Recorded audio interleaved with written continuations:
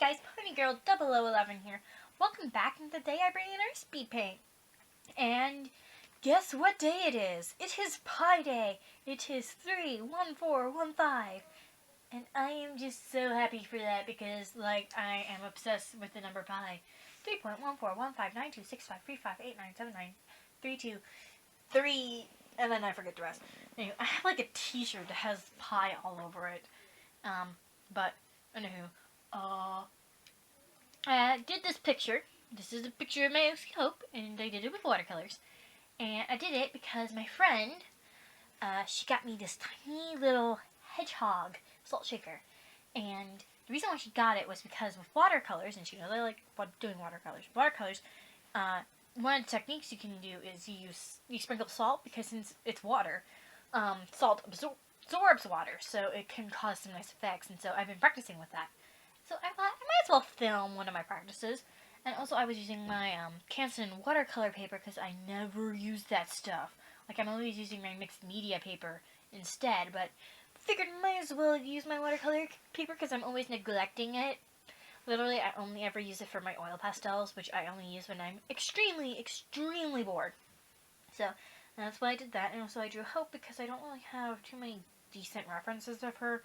Like, a lot of them are much older, or they're from the side where you can't fully see what her hair is supposed to look like, and a lot of them are just in full snake mode where you just see snakes everywhere, because she was sort of based off of Medusa, because story reasons, because all my characters are like story reasons for like their designs and such.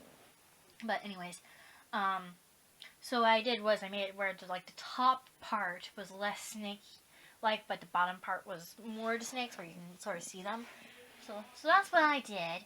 Also, the shirt, it kept bleeding, the color kept bleeding into the hair, so I gave up on trying to fix that and instead sort of covered it by taking a tissue and putting the pink paint on it and sort of splattering all over the place, sort of like it was blood. And then when I went to add like some more of a red to the background, it actually looked really nice, and I'm really glad with how it turned out. So I really like that.